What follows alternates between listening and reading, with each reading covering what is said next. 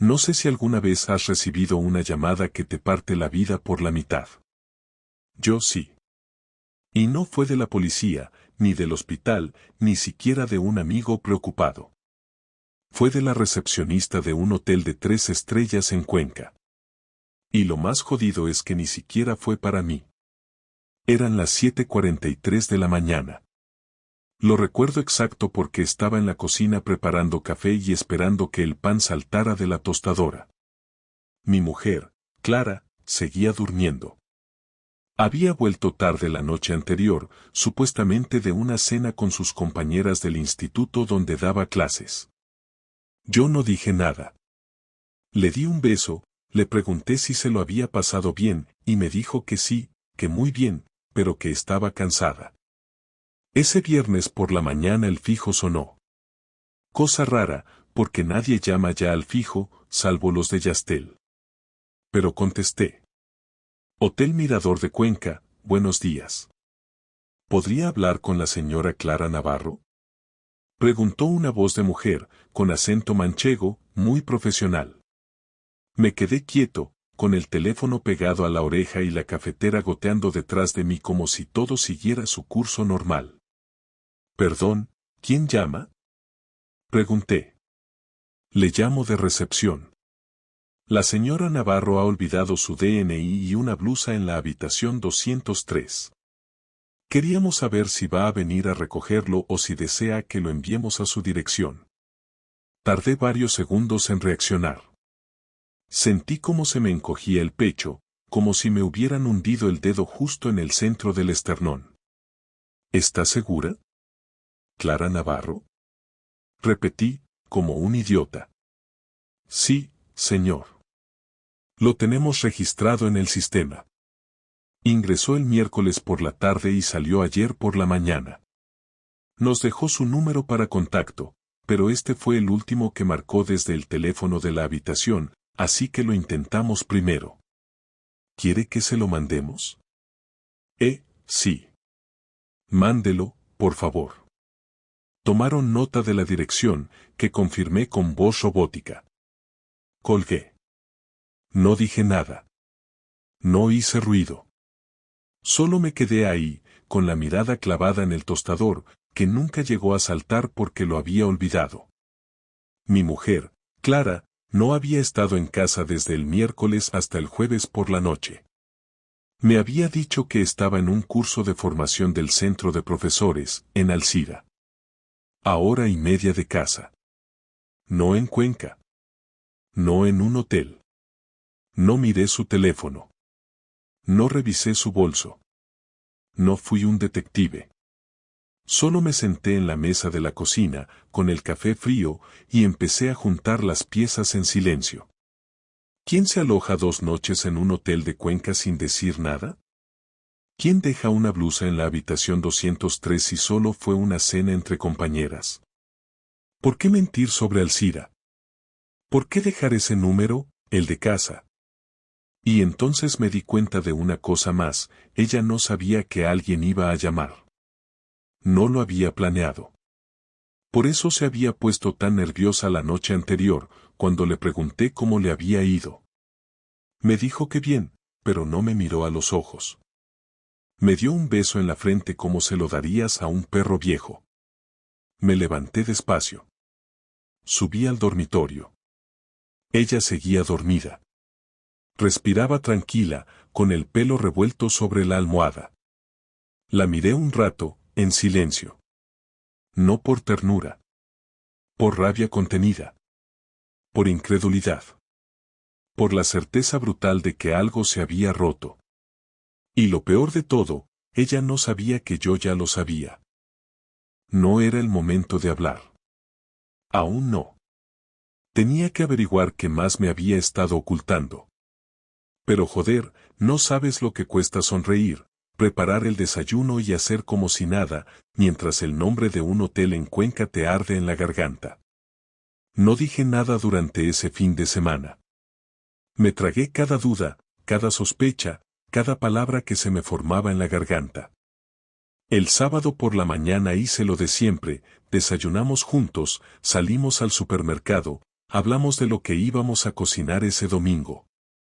Clara estaba más tranquila, como si todo estuviera en orden, como si no hubiera pasado absolutamente nada. Eso era lo que más me jodía. Que siguiera actuando como si todo estuviera bien, como si yo fuera un idiota que no podía atar cabos, como si no pudiera o no debiera preguntarle qué cojones hacía en una habitación de hotel en Cuenca mientras yo estaba aquí trabajando y calentando sobras. Cada sonrisa suya ese fin de semana me sentaba como una bofetada. Cada vez que me tocaba el brazo o me pedía la sal, yo solo podía pensar en la recepcionista, en la blusa olvidada, en el puto número de habitación. La idea de que había compartido cama con alguien más en esa misma habitación que ahora me mencionaban por teléfono no me dejaba respirar, y sin embargo ahí estaba yo, sonriendo como un imbécil mientras ella elegía tomates en el mercado. El domingo por la tarde me inventé una excusa para salir. Le dije que iba a casa de mi hermano a ayudarle con unas cosas del coche. Mentí con una facilidad que ni yo mismo conocía. Me fui directo al salón, encendí el ordenador y empecé a buscar el Hotel Mirador de Cuenca. Tardé menos de un minuto en encontrar la web, las fotos, el teléfono, las habitaciones. Cuando vi la 203 en la galería de imágenes me entró un escalofrío que no supe cómo manejar. Hice algo que no había hecho en años, llamé desde el fijo para que no se viera mi número personal. Pedí hablar con la misma recepcionista que me había llamado. Me la pasaron. Le dije que era el marido de Clara, que ya no hacía falta que enviara nada porque íbamos a pasar por Cuenca dentro de unos días y que ya pasaríamos a recogerlo. Ella fue muy amable. Me preguntó si quería que lo guardaran en recepción o si prefería que lo entregaran en sobre cerrado. Le dije que cerrado. No sé por qué. Tal vez porque la idea de tener la blusa y el DNI de mi mujer envueltos como si fueran un regalo me parecía algo irónicamente apropiado. Pasé el resto de la tarde caminando por el centro sin rumbo. Me senté en un banco frente a la estación del norte y me quedé mirando cómo la gente entraba y salía sin detenerse. Me preguntaba cuántas de esas personas estaban como yo, haciendo de cuenta que sus vidas eran normales cuando por dentro se estaban desmoronando. No se lo conté a nadie. Ni a mi hermano, ni a mis amigos, ni a mis compañeros de trabajo. No porque me diera vergüenza, sino porque todavía no sabía qué iba a hacer. Yo no soy de los que montan una escena sin tener claro lo que van a decir. Prefería esperar, observar, y cuando llegara el momento, entonces sí, soltarlo todo. El lunes volví al trabajo, intenté concentrarme, pero me resultaba imposible. Revisaba papeles, firmaba órdenes, pero todo lo hacía de forma automática. Por la tarde, cuando llegué a casa, Clara estaba preparando cena. Pescado al horno, con esas patatas que a mí me encantaban. Como si nada. Como si fuéramos una pareja de manual. Me senté frente a ella, le hablé de cosas del trabajo, de una avería en un sistema de aire en un edificio de oficinas en Ruzafa. Ella me escuchaba mientras pelaba una cebolla. Yo no dejaba de mirar sus manos, preguntándome si también había cocinado para él, si se habían reído juntos mientras ella cortaba cebolla en otro sitio, en otra ciudad, en otro contexto en el que yo no existía. Esa noche no dormí. Me quedé tumbado mirando el techo, con los brazos cruzados, repasando cada conversación que habíamos tenido en las últimas semanas. Recordaba cuando había empezado a estar más fría conmigo, cuando empezó a evitar el sexo, cuando empezó a dejar el móvil boca abajo sobre la mesa, cuando empezó a hablar de sus reuniones del departamento. Empecé a conectar puntos. Un sábado que supuestamente se quedó en casa de su amiga Isa porque se habían pasado con el vino, una vez que me pidió que no la llamara porque estaría todo el día en reuniones con inspección educativa. Un viaje en octubre a Madrid con 2 compañeras del instituto que luego no subieron ni una foto juntas a Instagram. Todo iba encajando con una precisión asquerosa. El miércoles tomé una decisión. Le dije que tenía que ir a Cuenca por trabajo. Lo improvisé en el momento, con una naturalidad que me sorprendió. Le dije que íbamos a revisar unos equipos de climatización en unas oficinas allí y que me iba a quedar a dormir una noche. Ella no hizo muchas preguntas. Me deseó buen viaje y me dijo que tuviera cuidado con la carretera. Lo dijo sin levantar la vista del libro que estaba leyendo.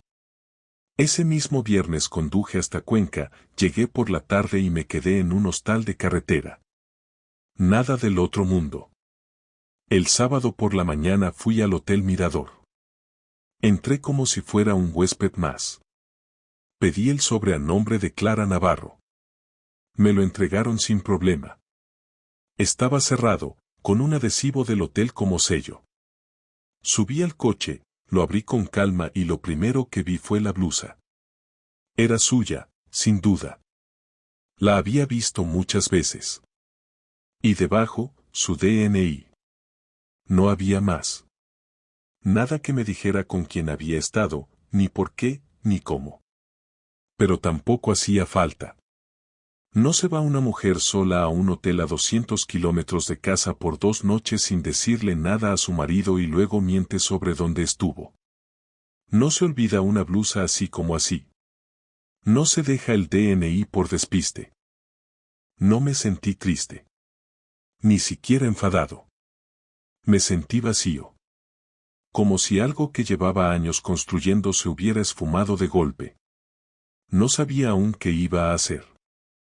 Pero ya no podía mirar a Clara de la misma manera. No podía escuchar su voz sin pensar en la recepcionista diciendo habitación 203. No podía tocarle la mano sin preguntarme si él también se la había tocado así. Volví a casa ese mismo sábado por la noche. Le dije que se había cancelado el trabajo. Ella fingió sorpresa. Yo fingí que no notaba nada. Esa noche dormimos en la misma cama. No hablamos. Yo tenía la blusa y el DNI en el maletero del coche.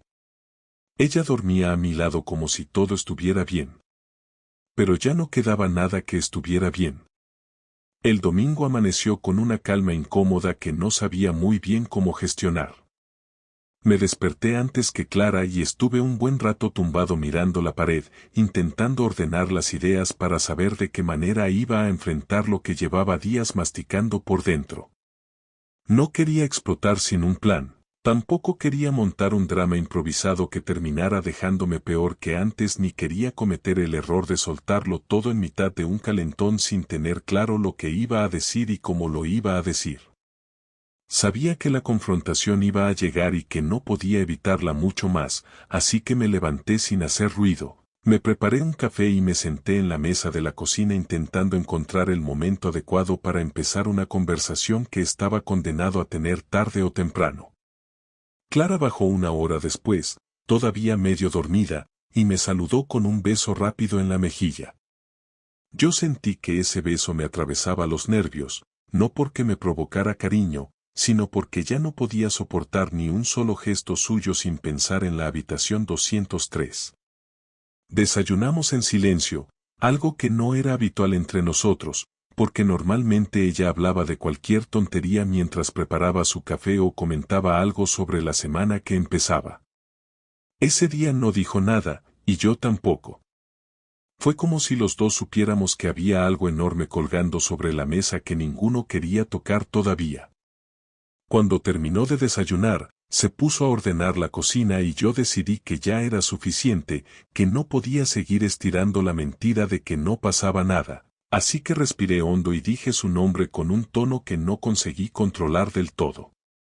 Ella se giró, me miró y noté un gesto mínimo, apenas un segundo, en el que pareció preguntarse si había hecho algo mal o si iba a empezar una discusión. Le pedí que se sentara porque necesitaba hablar con ella con calma. Se cruzó de brazos como hacía siempre cuando no sabía qué esperar de una conversación, y se sentó frente a mí con esa cara neutra que ponía cuando se preparaba mentalmente para escuchar algo incómodo. No sabía por dónde empezar, así que fui directo, porque dar rodeos solo iba a complicar las cosas. Le pregunté si recordaba dónde había estado el miércoles y el jueves de la semana anterior. Me dijo que en Alcira con sus compañeras del instituto, exactamente lo que yo esperaba que dijera. Le pregunté si estaba segura, si podía decirme algún detalle del curso al que supuestamente había ido. Empezó a ponerse incómoda, como si no entendiera por qué le hacía ese tipo de preguntas sin venir a cuento. Me dijo que claro que estaba segura, que no entendía por qué le preguntaba algo tan obvio. Decidí no alargarlo más. Le dije que el viernes por la mañana había recibido una llamada de un hotel de Cuenca preguntando por ella porque habían encontrado su DNI y una blusa suya en la habitación 203. El gesto de su cara cambió de golpe. Intentó mantener la expresión firme, pero se notó que algo dentro de ella se descolocó. No dijo nada durante unos segundos, y yo me quedé mirándola, esperando cualquier tipo de explicación que no me sonara ridícula o improvisada. Finalmente, dijo que no entendía de qué hotel estaba hablando. Le expliqué exactamente la conversación, palabra por palabra, incluyendo cómo habían dicho su nombre completo y cómo habían dado por hecho que yo sabía que ella se había alojado allí. Cuando terminé de hablar, Clara se quedó en silencio, apretando las manos encima de la mesa. Me di cuenta de que buscaba una frase que pudiera sacarla del apuro, pero no le salía nada convincente. Intentó decir que tenía que haber algún error, que tal vez confundieron su nombre con otra persona, pero yo puse el sobre la mesa con su DNI dentro y la blusa doblada. No tuvo manera posible de negar que aquello le pertenecía. Se quedó mirándolo todo durante un largo rato sin tocarlo, como si esos objetos no fueran suyos, como si verlo ahí materializado hiciera que por fin tomara conciencia de que ya no podía fingir más. Cuando levantó la mirada, sus ojos tenían esa mezcla de miedo y rabia que solo aparece cuando alguien se da cuenta de que lo han descubierto y sabe que ya no tiene escapatoria. Le pedí que me dijera la verdad. No levanté la voz, no golpeé la mesa, no hice ningún gesto violento, pero mis palabras salieron más duras de lo que pretendía. Ella dijo mi nombre como pidiendo que la dejara pensar, pero yo le repetí que no necesitaba pensar nada, que lo único que necesitaba era decirme la verdad, que ya no tenía sentido seguir inventando historias que no se sostenían. Le pregunté directamente con quién había estado en Cuenca. Ahí fue cuando ella se levantó de golpe, como si sentarse le pesara el doble, y empezó a caminar por la cocina con las manos en el pelo, diciendo que no quería hablar de eso, que yo estaba exagerando, que no debería haber ido a recoger nada ni llamar al hotel, que estaba cruzando límites que no me correspondían. Esa frase me encendió por dentro, porque era una manera de culparme a mí por haber descubierto algo que ella había hecho, como si yo fuera el problema y no la mentira.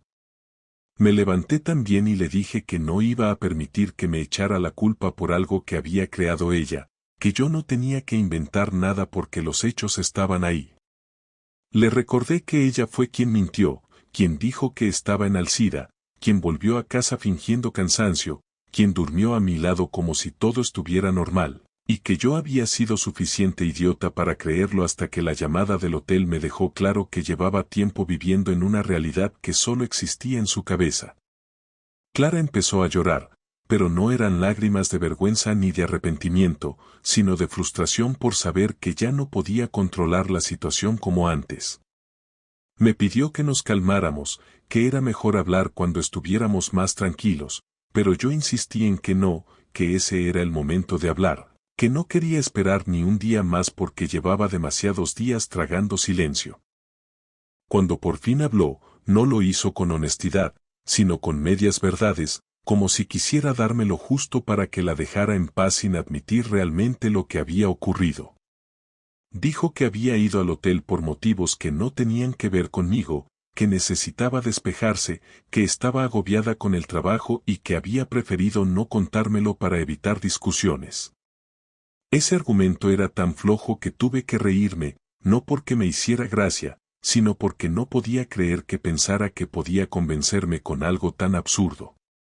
Le dije que nadie se va a un hotel a 2 horas de casa sin motivo, que nadie se lleva una blusa elegante para despejarse, que nadie miente 2 días seguidos para evitar discusiones que nunca habían existido en los primeros años de nuestra relación y que, si realmente necesitaba espacio, lo lógico habría sido pedirlo, no inventar formaciones que no existían. Ella se quedó en silencio de nuevo, y ese silencio fue la confirmación que yo no quería escuchar. No hacía falta que lo dijera. No hacía falta que diera nombres. Cada gesto, cada intento de esquivar la conversación, cada frase inconclusa, era la prueba de que había estado con alguien. No sé cuándo empezó a llorar de verdad, pero en un momento dado se sentó en una silla y empezó a decir que no había querido hacerme daño, que todo se había complicado, que no era tan sencillo como parecía desde fuera, que llevaba meses sintiéndose desconectada de todo. Yo no sabía si esas lágrimas eran reales o simplemente un mecanismo para evitar decir lo que realmente había pasado.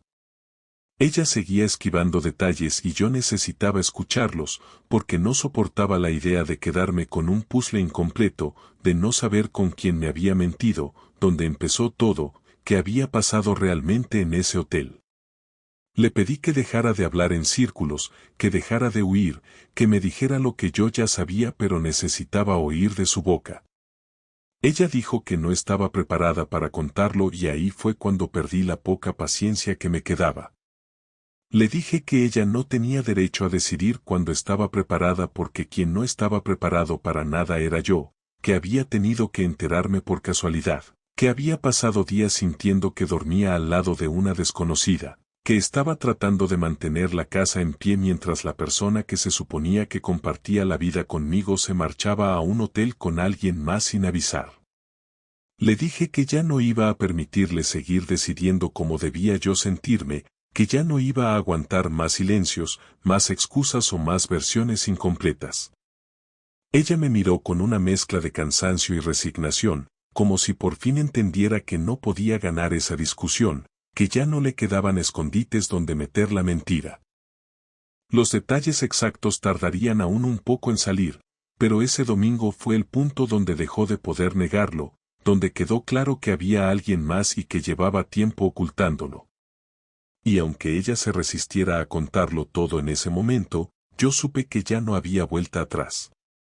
Ese fue el día en que la fachada de nuestro matrimonio se vino abajo frente a los dos, el día en que por fin vi la verdad completa aunque ella todavía no fuera capaz de pronunciarla. La semana después de aquella conversación fue una especie de guerra silenciosa dentro de la casa, un equilibrio extraño en el que ninguno de los dos decía demasiado, pero cada gesto cargaba más significado que cualquier discusión. Clara se levantaba temprano, preparaba café como si todo fuera normal, volvía del trabajo con la misma rutina de siempre y evitaba cuidadosamente cualquier conversación que pudiera acercarse al tema del hotel. Yo no insistía, no porque se me hubiera pasado la rabia, sino porque necesitaba tiempo para pensar con claridad. No quería cometer un error impulsivo ni quería perdonar sin tener claro que estaba dispuesto a tolerar y que no. Había algo dentro de mí que necesitaba justicia, no justicia legal ni física, sino algo más básico, equilibrio. Sentía que había estado jugando un papel ridículo durante semanas, y aunque no buscaba venganza destructiva, sí necesitaba hacer algo que le mostrara que no podía tratarme como a un muñeco decorativo que no se entera de nada. El jueves por la tarde llegué a casa antes de lo habitual y encontré a Clara en el salón, hablando con alguien por videollamada en el portátil. No me vio entrar porque estaba usando auriculares, pero la manera en que hablaba no era la misma que usaba conmigo. Tenía ese tono más suave, ese tono que no usaba desde hacía mucho conmigo, un tono que encendió en mí una confirmación que llevaba rumiando desde hacía días. Me quedé en la entrada sin hacer ruido, observando cómo gesticulaba y cómo se tocaba el pelo de una manera que yo conocía muy bien. Cerré la puerta a propósito para que me escuchara, y en cuanto lo hice, cerró la pantalla del portátil con una rapidez exagerada, como si hubiera visto un fantasma. Me preguntó qué tal el día, intentando sonar casual, pero yo ya había tomado una decisión. No iba a suplicarle explicaciones ni iba a seguir esperando que algún día me contara todo por voluntad propia. Era evidente que seguía en contacto con la otra persona y que lo del hotel no había sido un desliz aislado. Si yo quería tener el control de la situación, tenía que mover fichas sin avisar. No desde la rabia pura, sino desde la estrategia. Aquella misma noche, después de cenar, le dije que necesitaba unos días para aclarar mi cabeza y que me iría a casa de mi hermano el fin de semana. Ella solo dijo que podía ser buena idea, pero se notaba que no sabía si sentir alivio o inquietud. Dejó el plato en el lavavajillas sin mirarme y subió las escaleras sin decir buena noche. Yo aproveché ese momento para empezar a ejecutar el plan que llevaba días imaginando. No quería hacer nada que me metiera en problemas legales ni que causara un daño irreversible, pero sí quería algo que la obligara a enfrentarse a las consecuencias de su decisión. Después de revisar diferentes opciones, se me ocurrió algo bastante simple, pero efectivo. Clara era extremadamente organizada con sus cosas del instituto, especialmente con los documentos oficiales, informes, horarios, listados y todo lo relacionado con reuniones.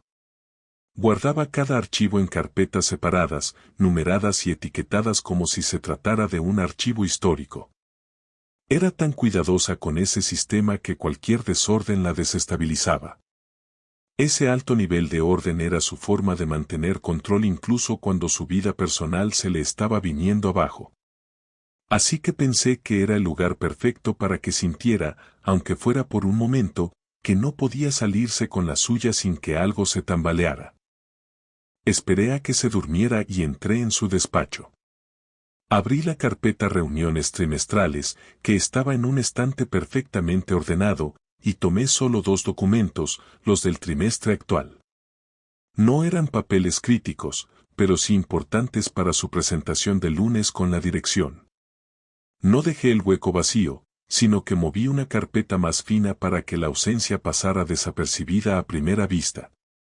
Fui muy cuidadoso, porque no quería que lo interpretara como una venganza caótica, sino como un toque de atención preciso. Metí los documentos en mi mochila y salí de la habitación sin hacer ruido. No sentí culpa, sentí que estaba equilibrando una balanza que ella misma había inclinado. Al día siguiente, Clara se marchó temprano como siempre. Yo seguí con mi rutina, pero no podía evitar esperar el momento en que recibiría la primera señal de que había notado el desorden. A media mañana recibí un mensaje suyo preguntando si había visto unos documentos azules que ella juraba haber dejado en su escritorio. Le respondí que no tenía ni idea y que tal vez se los había llevado sin darse cuenta. Ese pequeño desajuste no iba a afectarla gravemente, pero sí la obligaría a revisar todo, a perder control, y sobre todo, a sentir que no podía continuar con su doble vida sin que hubiera repercusiones inesperadas. El sábado por la tarde preparé una mochila con mis cosas y salí de casa. No fui a casa de mi hermano. Me fui al hotel más antiguo del centro, un sitio sencillo que conocía desde hacía años, porque quería tener espacio para pensar, escribir y, sobre todo, planear una parte final de mi respuesta. No se trataba de destruirle la vida, ni de humillarla públicamente, ni de denunciarla ante nadie. No quería convertirme en una versión deformada de mí mismo por culpa de sus decisiones. Pero tampoco quería que ella continuara creyendo que yo era un espectador inofensivo en su historia paralela. Me senté en la cama del hotel, abrí mi portátil y empecé a escribir una lista. No una lista de cosas que me había hecho, ni de quejas, ni de reproches, sino una lista detallada de todo lo que sabía, todo lo que había cambiado desde que ella empezó con su mentira y todo lo que yo necesitaba dejar claro. No iba a quedarme callado. Tampoco iba a montar un escándalo público. Iba a elegir un punto intermedio, una acción que dejara constancia de que yo sabía exactamente lo que había ocurrido. Que ya no sería el hombre que se quedaba en la cocina tragando silencio mientras ella se inventaba cursos falsos. Que no sería el marido que acepta un papel secundario en su propia casa. Pasé horas reescribiendo. Me pregunté muchas veces si lo que estaba haciendo era justo, pero cada vez que dudaba recordaba su cara cuando intentó inventar excusas absurdas en la mesa de la cocina, recordaba cómo cerró el portátil cuando me escuchó entrar, recordaba cómo intentó culparme a mí por enterarme. Esa memoria bastaba para mantenerme centrado. No buscaba hacerle daño emocional, solo sentar límites, demostrarle que no podía tratarme de aquella manera sin consecuencias. Al día siguiente imprimí la carta que había escrito. No contenía insultos, ni amenazas, ni gritos convertidos en texto. Era un relato detallado de los hechos tal y como habían ocurrido, con la precisión de quien ha sido testigo obligado de una traición. Incluía fechas, la llamada del hotel, lo que yo había visto y escuchado, la conversación en la cocina y la evidencia irrefutable de que ella seguía en contacto con alguien aunque todavía no hubiera querido admitirlo. Al final de la carta escribí una frase clara que no dejaba espacio a interpretaciones: no voy a convivir con alguien que me miente y pretende que acepte la mentira como si fuera normal. Compré un sobre grande, metí la carta dentro y también metí los 2 documentos que le había tomado de la carpeta. No por crueldad, sino para dejar claro que yo podía ver sus puntos débiles igual que ella había jugado con los míos. Era mi forma de devolverle una parte de la inseguridad que había creado, demostrarle que ya no era la única que tenía control sobre algo en esta relación. Esa misma tarde volví a casa. Clara estaba en el salón, con gesto cansado, rodeada de papeles. Se notaba que llevaba horas buscando los documentos extraviados. Me miró con una mezcla de alivio y sospecha. No dije nada en un primer momento. Dejé el sobre la mesa baja del salón, delante de ella. No con brusquedad, pero tampoco con delicadeza. Ella lo miró como si no entendiera qué estaba pasando. Le dije que tenía algo que leer, que cuando terminara podríamos hablar, pero que necesitaba que lo leyera entero sin interrumpir. No dije más. Me levanté, me fui a la habitación y cerré la puerta. Mientras ella abría el sobre y empezaba a leer la carta, yo me quedé sentado en la cama con el pulso acelerado. Sabía que lo que venía después podía acabar en gritos, en lágrimas, en confesiones, en negaciones o incluso en una ruptura directa, pero ya no importaba tanto. Había recuperado algo fundamental, la sensación de que ya no era un espectador pasivo esperando a que ella decidiera qué versión de los hechos quería contarme. Había puesto la verdad delante de ella con la misma claridad con la que me había golpeado a mí la llamada del hotel. Tardó casi 1 hora en entrar en la habitación. Yo no había salido, ni mirado el móvil, ni encendido la televisión. Estuve sentado en la silla junto a la ventana sin moverme demasiado, con la mirada fija en el edificio de enfrente que no me decía nada pero me ayudaba a no pensar en lo que ocurría al otro lado de la puerta. Cuando por fin escuché sus pasos y el sonido de la manivela, supe que no vendría a negarlo todo, pero tampoco esperaba una confesión directa. No sabía con qué versión me iba a encontrar, solo tenía claro que esa carta le había dejado sin espacio para seguir simulando normalidad. Clara cerró la puerta, se quedó de pie frente a ella, respiró hondo y apoyó la espalda como si tuviera que sostenerse de algo. No tenía los ojos hinchados ni parecía alterada, pero su cara era la de alguien que acababa de leer algo que no puede borrar. Dijo mi nombre, y luego no dijo nada más durante unos segundos. Yo me limité a mirarla, sin moverme, sin decirle nada. No quería ayudarla a empezar una conversación que debía salir de ella. Si había algo que decir, le tocaba a ella decirlo. Finalmente, habló. Me dijo que había leído todo, que entendía lo que yo sentía, que sabía que no era justo lo que había hecho y que llevaba tiempo sin saber cómo afrontar la situación porque se había enredado más de lo que podía manejar. Dijo que no tenía excusas que me pudieran servir, que nada de lo que dijera iba a justificar lo que pasó, pero que aún así quería que yo supiera cómo había empezado. No por lástima, sino porque entendía que si yo había llegado tan lejos como para dejarle esa carta era porque merecía saber toda la verdad. Se sentó en la cama, pero dejó bastante espacio entre los dos. Me miró un momento como si buscara una señal de que podía continuar, pero yo no hice ningún gesto. Estaba ahí para escuchar, no para calmarla ni para validarla. Dijo que todo empezó hace unos 5 meses con un compañero nuevo del instituto, un interino de lengua que entró a mitad del curso por una baja. Que no hubo un plan, ni una búsqueda, que simplemente empezaron a hablar, primero en los recreos, luego por mensajes, luego por fuera.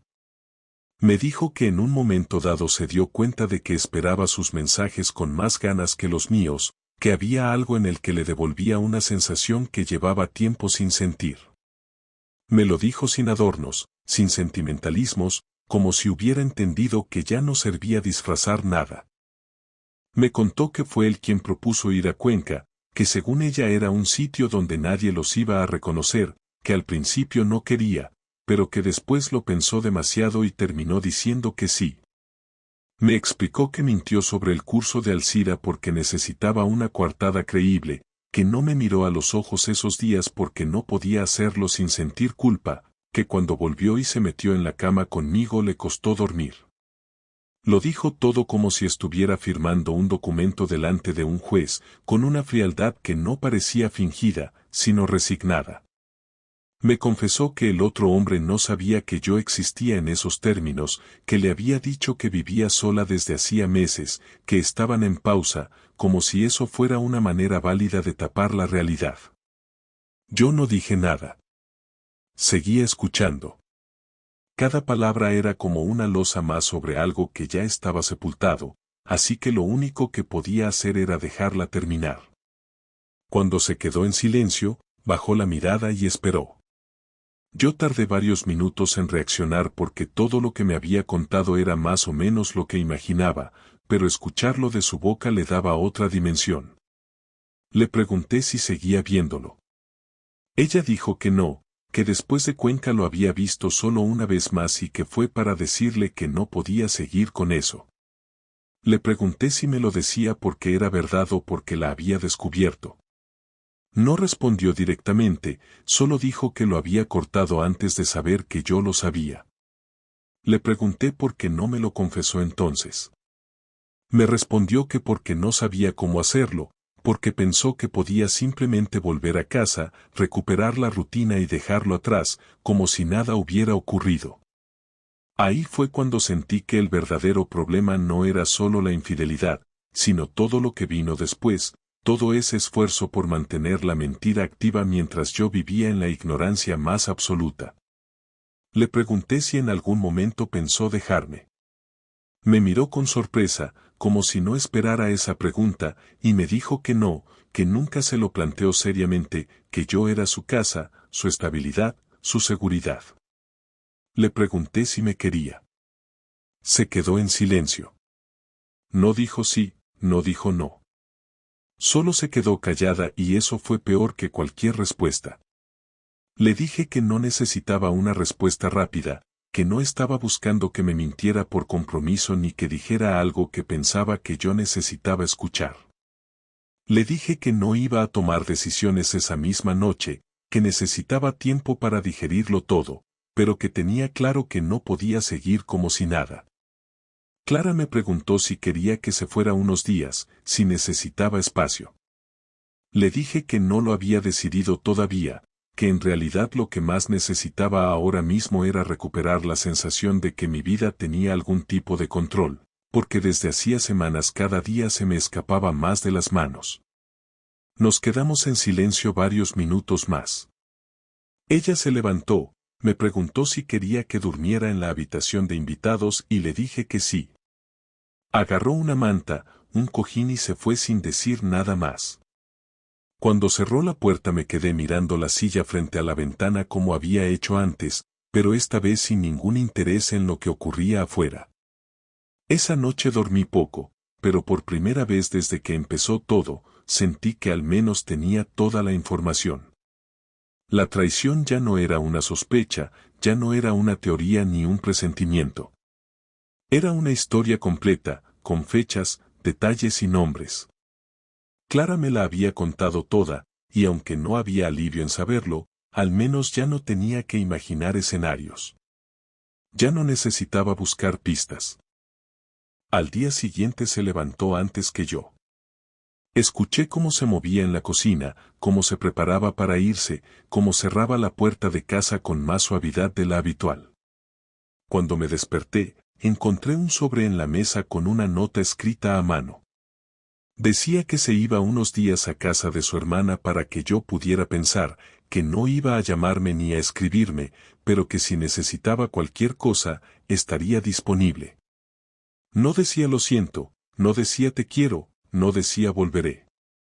Era una nota práctica, escrita por alguien que entendía que había cruzado un límite que no se arreglaba con una disculpa. Pasé ese día en casa solo, pensando en todo lo que había escuchado, en todo lo que habíamos compartido durante los últimos 10 años, en todo lo que estaba en juego. Empecé a pensar en lo que quería para mí, no solo como reacción a lo que ella había hecho, sino como un plan para salir de ese agujero sin destruirme.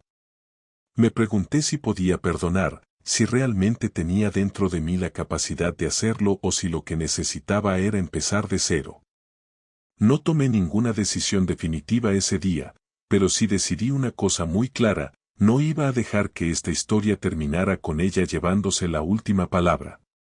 Los días siguientes los pasé solo, en silencio, sin hablar con nadie sobre lo que había pasado, sin contarle a mi hermano, sin escribirle a ningún amigo, sin buscar consuelo en nadie porque sabía que ningún consejo me iba a servir, que nadie tenía el contexto completo ni había estado dentro de esa casa cuando todo se desarmó. Y tampoco quería opiniones de gente que solo conocía una parte de nosotros.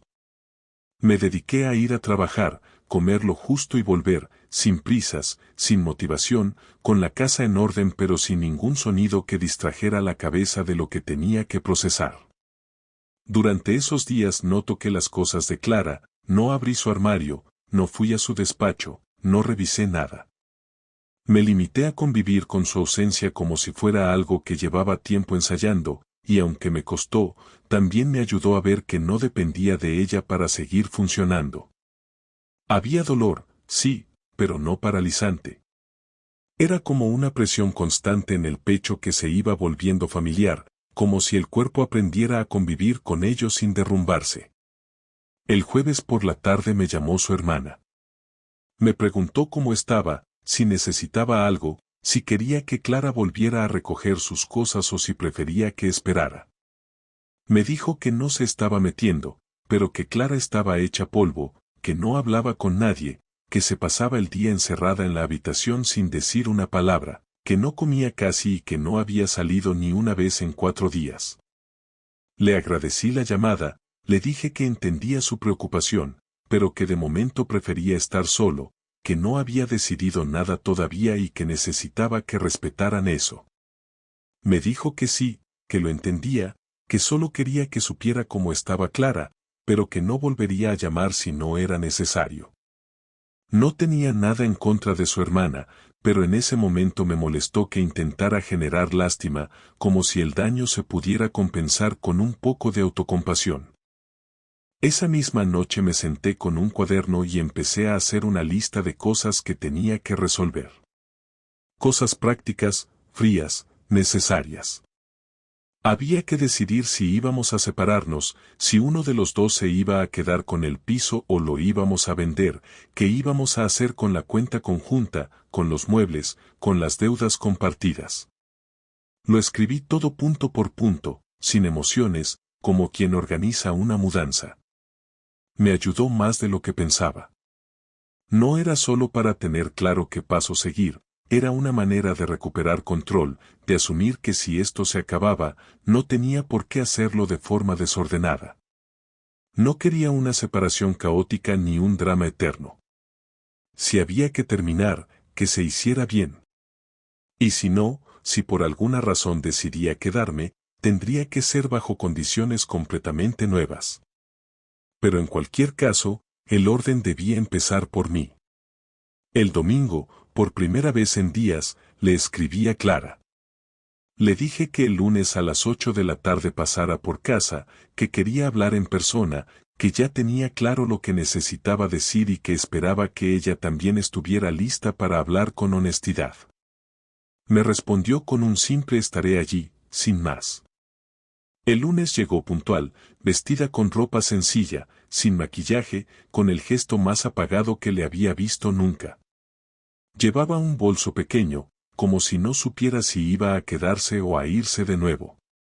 Entró en silencio, se quitó los zapatos en la entrada, dejó el bolso en el perchero y se sentó en el sofá sin preguntarme nada. Yo me senté frente a ella, con la lista en la mano, pero sin intención de leerla aún. Lo primero que hice fue decirle que necesitaba hablar sin interrupciones. Ella asintió.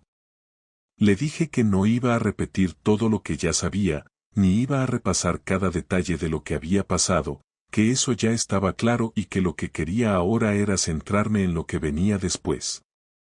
Le expliqué que, después de pensarlo mucho, había llegado a una decisión que no me alegraba pero que me parecía justa para los dos, que no quería continuar con el matrimonio. Ella no reaccionó de inmediato. Se quedó mirándome con una expresión vacía, como si ya esperara esa respuesta y aún así no supiera qué hacer con ella. Le dije que no lo hacía por venganza, ni por orgullo, ni para castigarla, que simplemente no podía seguir compartiendo una vida con alguien que había tomado decisiones a mis espaldas de esa magnitud y que además había tenido la intención de seguir como si nada hubiera pasado. Le dije que entendía que la gente comete errores, pero que también entendía que los errores tienen consecuencias, y que la consecuencia en este caso era que ya no podía confiar en ella de la manera en que una relación como esta necesita. Clara preguntó si había algo que pudiera hacer para cambiar mi decisión, si todo estaba perdido. Le dije que no lo sabía, que en ese momento lo que sentía era que no quería seguir intentando arreglar algo que había dejado de tener sentido, que llevaba semanas sintiéndome como un espectador en mi propia casa y que había sido suficiente. Me pidió que al menos intentáramos una terapia de pareja, que antes de cerrar todo lo intentáramos de alguna manera formal, con ayuda, para ver si todavía quedaba algo que valiera la pena recuperar. Me dijo que no quería que todo terminara así, que estaba dispuesta a hacer lo que fuera. Le respondí que agradecía que al fin mostrara una reacción proporcional a lo que había ocurrido, pero que yo ya no estaba en el mismo sitio que antes. Le dije que si esto hubiera salido a la luz de otra forma, si ella me lo hubiera contado por decisión propia, si me hubiera dado espacio para entenderlo sin necesidad de descubrirlo yo solo, tal vez podríamos haber intentado algo más. Pero que la manera en que había manejado todo, el silencio, la mentira, la normalidad forzada, me habían hecho sentir que ya no quedaba una base sobre la que construir.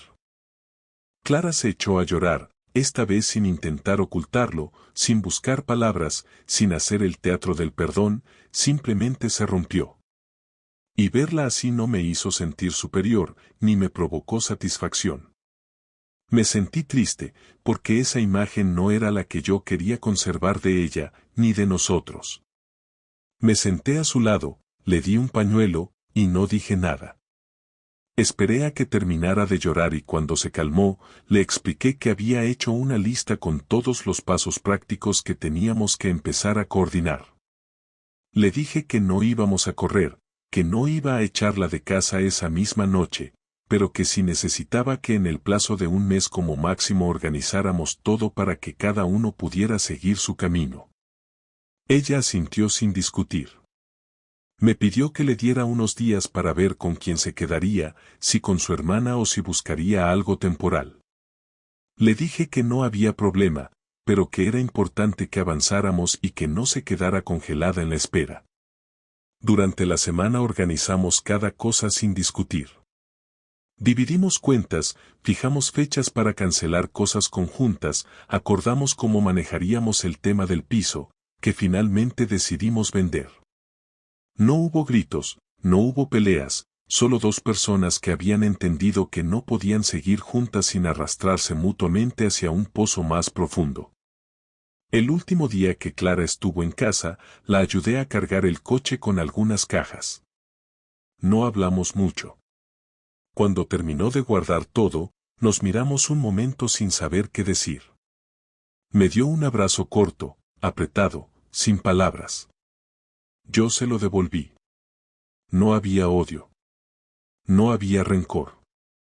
Solo una especie de cansancio común que nos había agotado por completo. Esa noche dormí solo en la casa vacía. Por primera vez en semanas, no sentí ansiedad ni angustia. Sentí un silencio distinto, uno que no dolía, que no asfixiaba. Era simplemente el final de algo.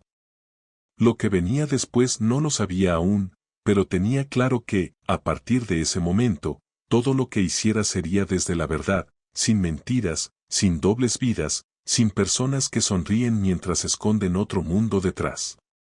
Me tocaba reconstruirme desde cero, y por duro que fuera, era mejor que seguir en una relación donde yo era el único que no conocía el guión. Me sentía solo, pero libre. Triste, pero entero. Y eso ya era mucho más de lo que había sentido en meses. Si necesitas otra historia completa con ese estilo, puedo empezar cuando quieras.